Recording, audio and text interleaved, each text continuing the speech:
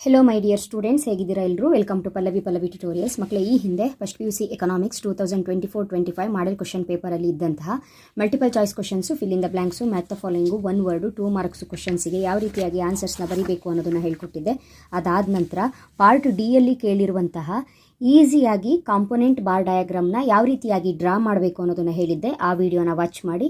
Next arithmetic ಮೀನನ್ನು 3 ಮೆಥಡ್ಸಲ್ಲಿ, that is direct method ಆಗಿರ್ಬೋದು, assumed ಮೀನ್ method ಆಗಿರ್ಬೋದು, ಸ್ಟೆಪ್ ಡಿವಿಯೇಷನ್ ಮೆಥಡ್ ಆಗಿರ್ಬೋದು, ಈಸಿಯಾಗಿ ಹೇಗೆ ಕ್ಯಾಲ್ಕುಲೇಟ್ ಮಾಡಬೇಕು ಅಂತ ಈ ಒಂದು ಕ್ಲಾಸನ್ನು ಕೂಡ ಒಂದು ವಿಡಿಯೋ ಮಾಡಿ ಹಾಕಿದ್ದೀನಿ. ಆ ವಿಡಿಯೋನು ವಾಚ್ ಮಾಡಿ. ಸೊ ಈ ಒಂದು ವಿಡಿಯೋದಲ್ಲಿ ಇಂಡೆಕ್ಸ್ ನಂಬರ್ಗೆ ಸಂಬಂಧಪಟ್ಟಾಗೆ ಮಕ್ಕಳೇ, ಎಕ್ಸಾಮಿಗೆ ನಿಮಗೆ calculate index numbers from the following data by 2 methods ಇರುತ್ತೆ. ಲಾಸ್ಟ್ ಪೇಯರ್ಸ್ ಮೆಥಡ್ ಆದರೂ ಕೇಳಬಹುದು, ಪಾಸ್ಚೆ ಮೆಥಡ್ ಆದರೂ ಕೇಳಬಹುದು. ಇಲ್ಲಿ ನಮಗೆ ಕೇಳಿರುವಂಥದ್ದು ಲಾಸ್ಟ್ ಪೇಯರ್ ಮೆಥಡ್. ಹಾಗಾಗಿ ನಾವಿವಾಗ ಏನು ಮಾಡಬೇಕು, ಲಾಸ್ಟ್ ಪೇಯರ್ ಮೆಥಡಿಗೆ ಈ ಒಂದು ಇಂಡೆಕ್ಸ್ ನಂಬರ್ ಏನಾಗುತ್ತೆ ಅನ್ನೋದನ್ನು ಕ್ಯಾಲ್ಕುಲೇಟ್ ಮಾಡಬೇಕು. ಸೊ ಅವ್ರೇನು ಕಮಾಡಿಟಿ ಕೊಟ್ಟಿದ್ದಾರೆ ಇದು ನಮಗೆ ಇಂಪಾರ್ಟೆಂಟ್ ಆಗುತ್ತೆ. P0 Q0 ಅಂತ ಏನು ಕೊಟ್ಟಿದ್ದಾರೆ ಇದು ಬೇಸ್ ಇಯರ್ನ ತೊಗೊಳ್ಬೇಕು. ಅದೇ ರೀತಿ P1 Q1 ಕೊಟ್ಟಿದ್ದಾರೆ, ಕರೆಂಟ್ ಇಯರ್ ಏನಿದೆ ಅದು ತೊಗೊಳ್ಬೇಕು. ಸೊ ಇದಿಷ್ಟು ಇನ್ಫಾರ್ಮೇಷನ್ನ ಉಪಯೋಗಿಸ್ಕೊಂಡು ನಾವೇನು ಮಾಡ್ಬೋದು, ಲಾಸ್ಟ್ ಪೇಯರ್ಸ್ ಮೆಥಡನ್ನು ಫೈಂಡ್ ಔಟ್ ಮಾಡ್ಬೋದು. ಹಾಗಾದರೆ ಲಾಸ್ಟ್ ಪೇಯರ್ಸ್ ಮೆಥಡನ್ನು ಫೈಂಡ್ ಔಟ್ ಮಾಡೋಕ್ಕೆ ನಮಗೆ ಒಂದು ಫಾರ್ಮುಲಾ ಬೇಕು ಅಲ್ವಾ? ಆ ಫಾರ್ಮುಲಾ ಏನು ಅನ್ನೋದನ್ನು ಒಂದು ಸಲ ಬರ್ಕೊಂಡ್ರಾಯ್ತು, ಗೊತ್ತಾಗುತ್ತೆ ಅವಾಗ ನಮ್ಗೆ ಯಾವ ಕಾಲಮ್ನ ನಾವು ಕ್ಯಾಲ್ಕುಲೇಟ್ ಮಾಡಬೇಕು ಅಂತ ಹೇಳ್ಕೊಂಡು. P01 ಸಿಗ್ಮಾ P1 Q0 ನಮಗೆ ಬೇಕಾಗಿರೋದು ಲಾಸ್ಟ್ ಪೇಯರ್ ಮೆಥಡಿಗೆ P1 Q0 sigma summation P0 Q0 ಬೇಕು ಇಂಟು 100. ಈ 100ಅನ್ನು ಯಾವುದೇ ಕಾರಣಕ್ಕೂ ಮರಿಬೇಡಿ. ಸೊ ಇದು ಫಾರ್ಮುಲಾ. ಈ ಫಾರ್ಮುಲಾಕ್ಕೆ ನಾವು ಕ್ಯಾಲ್ಕುಲೇಟ್ ಮಾಡಬೇಕು ಅಂತ ಹೇಳಿದ್ರೆ ಇಲ್ಲಿ P0 Q0 P1 Q1 ಇದೆ, ಅವರೇ ಕೊಟ್ಟಿದ್ದಾರೆ. ನಾವೇನು ಮಾಡಬೇಕು, P0 Q0 ಒಂದು ಕಾಲಮ್ನ ಕಂಡುಹಿಡಿಬೇಕು. ಅದೇ ರೀತಿ P1 Q0 ಒಂದು ಕಾಲಮ್ನ ನಾವು ಫೈಂಡ್ ಔಟ್ ಮಾಡಬೇಕು. ನಾವು ಇಷ್ಟು ಫೈಂಡ್ ಔಟ್ ಮಾಡಿಕೊಂಡು ಆ ಟೋಟಲ್ನ P0 Q0 P1 Q0 ಕಾಲಮ್ನ ಟೋಟಲ್ ಮಾಡಿಕೊಂಡು ಈ ಫಾರ್ಮುಲಾಕ್ಕೆ ಅಪ್ಲೈ ಮಾಡಿದರೆ ಮುಗೀತು, ಪ್ರಾಬ್ಲಮ್ ಆಗೋಗುತ್ತೆ. ಸೊ ಇಂಟು ಮಾಡುವಾಗ, ಮಲ್ಟಿಪ್ಲೈ ಮಾಡುವಾಗ ಕರೆಕ್ಟಾಗಿ ಮಾಡಬೇಕು. ಹಾಗಾದರೆ ಫಸ್ಟ್ ಅದೇನು ಅನ್ನೋದನ್ನು ಬರ್ಕೊಳ್ಳೋಣ. ಪ್ರಾಬ್ಲಮಲ್ಲಿ ಏನು ಇನ್ಫಾರ್ಮೇಷನ್ ಕೊಟ್ಟಿದ್ದಾರೋ ಅದೇ ಇನ್ಫಾರ್ಮೇಷನ್ನ ಬರ್ಕೊಳ್ಳೋದು. ಫಸ್ಟು ಕಮಾಡಿಟಿ ಕೊಟ್ಟಿದ್ದಾರೆ. ಸೊ ಕಮಾಡಿಟಿ ಏನೇನು ABC ಬರ್ಕೊಳ್ಳಿ. ABC ಕಮಾಡಿಟಿ ಇದೆ. ನೆಕ್ಸ್ಟು P0 ಕೊಟ್ಟಿದ್ದಾರೆ, Q0 ಕೊಟ್ಟಿದ್ದಾರೆ, P1 ಕೊಟ್ಟಿದ್ದಾರೆ, Q1 ಕೊಟ್ಟಿದ್ದಾರೆ. P0 8, 9, 10 ಇದೆ. Q0 6, 7, 5 ಇದೆ. P1 11, 10, 13 ಇದೆ. Q1 12, 10, 7 ಇದೆ. ಸೊ ನಮಗೆ ಬೇಕಾಗಿರೋದು ಇವಾಗ P0 Q0 P1 Q0 ಬೇಕು. ಯಾವುದಕ್ಕೆ? ಲಾಸ್ಟ್ ಪೇಯರ್ ಮೆಥಡಿಗೆ ಬೇಕಾಗಿರೋದು. ಸೊ ಫಸ್ಟು P0 Q0 ಅಂತ ಹೇಳಿದ್ದಾರೆ. P0 Q0 ಕಾಲಮ್ನ ಮಲ್ಟಿಪ್ಲೈ ಮಾಡೋಣ.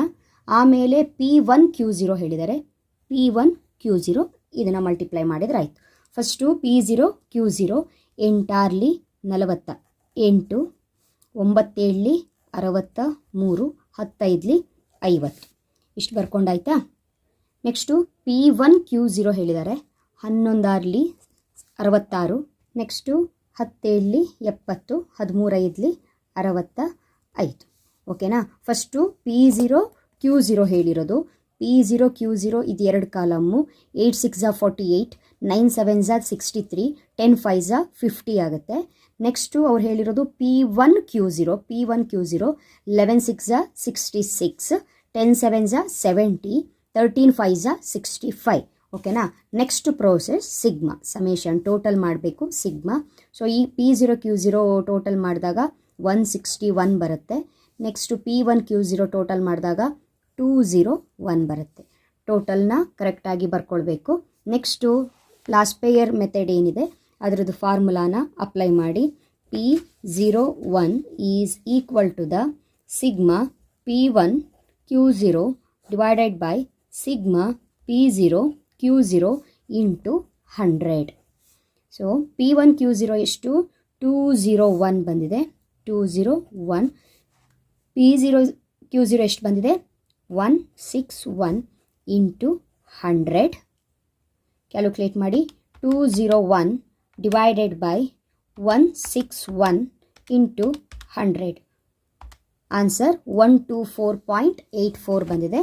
124.84. ಇದು calculation of index numbers by last pair method. Answer 1 to 4.84 ಬಂದಿದೆ. ನೆಕ್ಸ್ಟು ಹೇಗಿದ್ರು ಕೂಡ ಅವರು ಇಲ್ಲಿ ಲಾಸ್ಟ್ ಪೇಯರ್ ಮೆಥಡ್ ಕೇಳಿದ್ದಾರೆ. ಸೊ ಪಾಶ್ಚೆ ಮೆಥಡು ಕೂಡ ಇಂಪಾರ್ಟೆಂಟೇ ಆಗಿರೋದ್ರಿಂದ ಬೈ ಚಾನ್ಸ್ ಪಾಶ್ಚೆ ಮೆಥಡ್ ಕೇಳಿದರೆ ಅದಕ್ಕೆ ಫಾರ್ಮುಲಾ ಏನು ಅನ್ನೋದು ನಿಮಗೆ ಗೊತ್ತಿರಬೇಕು. Sigma P1Q1 divided by sigma P0Q1 into 100. P1Q1 P0Q1. So ಇದಕ್ಕೂ ತುಂಬ ಡಿಫ್ರೆನ್ಸ್ ಇದೆ. ನೀವು ಎಕ್ಸಾಮಲ್ಲಿ ಕನ್ಫ್ಯೂಷನ್ ಮಾಡ್ಕೊಳ್ಬೇಡಿ. ನಾವೇನು ಮಾಡೋಣ ಅಂತ ಹೇಳಿದ್ರೆ ಈಗ ಪಾಶ್ಚೆ ಮೆಥಡು ಫೈಂಡ್ ಔಟ್ ಮಾಡೋಣ ಇದೇ ಒಂದು ಡೇಟಾಗೆ. ಸೊ ಫಸ್ಟು ನಮಗೆ P0Q1 ಕಾಲಮ್ನ ಫೈಂಡ್ ಔಟ್ ಮಾಡ್ಕೊಳ್ಳೋಣ. ನೆಕ್ಸ್ಟು P1Q1 ಕಾಲಮ್ನ ಫೈಂಡ್ ಔಟ್ ಮಾಡ್ಕೊಳ್ಳೋಣ. ಫೈಂಡ್ ಔಟ್ ಮಾಡಿಕೊಂಡ್ರೆ ನಮಗೆ ಈಸಿಯಾಗಿ ಮತ್ತೆ ಪಾಶ್ಚೆ ಮೆಥಡಿಗೆ ಫಾರ್ಮುಲಾಕ್ಕೆ ಹಾಕಿ ಅಪ್ಲೈ ಮಾಡಿದರೆ ಇಂಡೆಕ್ಸ್ ನಂಬರ್ಸು ಎಷ್ಟಾಗುತ್ತೆ ಪಾಶ್ಚೆ ಮೆಥಡಲ್ಲಿ ಅನ್ನೋದು ಸಿಗುತ್ತೆ. ಫಸ್ಟ್ ಕಾಲಮು P0Q1 ಹೇಳಿದ್ದಾರೆ. ಸೊ P0Q1 ಎಲ್ಲಿ ಬಂತು, ಇಲ್ಲಿಗೆ ಬರುತ್ತೆ P0Q1. Next P1Q1. ಓಕೆನಾ. ಸೊ ಇದೆರಡು ಕಾಲಮ್ ಮಾಡಬೇಕು. ಎರಡೂ ಮೆಥಡು ಕೇಳೋ ಚಾನ್ಸಸ್ ತುಂಬಾ ಇದೆ, ಅಥವಾ ಯಾವುದಾದ್ರು ಸಿಂಗಲ್ ಮೆಥಡ್ ಕೇಳ್ಬೋದು. ಫಾರ್ಮುಲಾನ ಕರೆಕ್ಟಾಗಿ ಗೊತ್ತಿರಬೇಕು ನಿಮಗೇನಾಗುತ್ತೆ ಅಂತ. ಇವಾಗ ಫಸ್ಟು P0Q1 ಅಂತ ಇದೆ. P0Q1ನ ನಾವೇನು ಮಾಡಬೇಕು, ಮಲ್ಟಿಪ್ಲೈ ಮಾಡಬೇಕು. P0Q1 ಅಂತ ಹೇಳಿದರೆ 12 8s 96, 10 9s 90, ನೆಕ್ಸ್ಟು 10 7s 70. ಓಕೆನಾ. ನೆಕ್ಸ್ಟು P1Q1 12 10s 120, 12 11s 132 ಆಗುತ್ತೆ. Next 10 10s 100, 13 7s 91. ಟೋಟಲ್ ಮಾಡ್ಕೊಳ್ಳೋಣ. ಸೊ 96 90 70 256 ಆಗುತ್ತೆ. ಇಲ್ಲಿ 132 100 232 91 ಸಿಗ್ಮಾ 323 ಆಗುತ್ತೆ. 323 ಆಗುತ್ತೆ. ಸೊ ಇವಾಗ ನಾವು ಪಾಶ್ಚೆ ಮೆಥಡಿಗೆ ಅಪ್ಲೈ ಮಾಡೋದೇ ಆದರೆ P01 is equal to formula sigma P1Q1 divided by sigma P0Q1 into 100. ಓಕೆನಾ. ಇವಾಗ ಸಿಗ್ಮಾ P1Q1 ಕಾಲಮ್ ಎಷ್ಟಿದೆ, P1Q1 ಕಾಲಮ್ ಎಷ್ಟು 323 ಡಿವೈಡೆಡ್ ಬೈ P0Q1 ಎಷ್ಟಿದೆ 256 ಇಂಟು 100. ಸೊ ನಾವು ಕ್ಯಾಲ್ಕುಲೇಟ್ ಮಾಡಿದಾಗ ಕ್ಯಾಲ್ಸಿಯಲ್ಲಿ ಕ್ಯಾಲ್ಕುಲೇಟ್ ಮಾಡಿದಾಗ 126.17 ಬರುತ್ತೆ.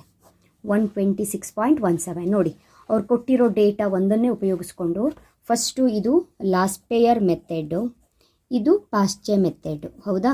ಸೊ ಎರಡೂ ಮೆಥಡು ಕೂಡ ಫೈಂಡ್ ಔಟ್ ಮಾಡಿ ಆಯಿತು. ಅವ್ರು 4 ಮಾರ್ಕ್ಸಿಗೆ ನಿಮಗೆ ಹೇಗೆ ಕೇಳಿದ್ದಾರೆ ಮಾಡಲ್ ಪೇಪರಲ್ಲಿ ಅಂತ ಹೇಳಿದ್ರೆ ಜಸ್ಟ್ ಲಾಸ್ಟ್ ಪೇಯರ್ ಮೆಥಡ್ ಅಷ್ಟೇ ಕೇಳಿದ್ದಾರೆ. ಪಾಶ್ಚೆ ಮೆಥಡು ನಿಮಗೆ ಫಾರ್ಮುಲಾ ಮಾತ್ರ ಯಾವ ಕಾರಣಕ್ಕೂ ಕನ್ಫ್ಯೂಸ್ ಮಾಡ್ಕೊಳ್ಬೇಡಿ. ಲಾಸ್ಟ್ ಪೇಯರ್ ಮೆಥಡ್ ಅಂತ ಹೇಳಿದ್ರೆ P1Q0 ಡಿವೈಡೆಡ್ ಬೈ P0Q0 ಆಗುತ್ತೆ.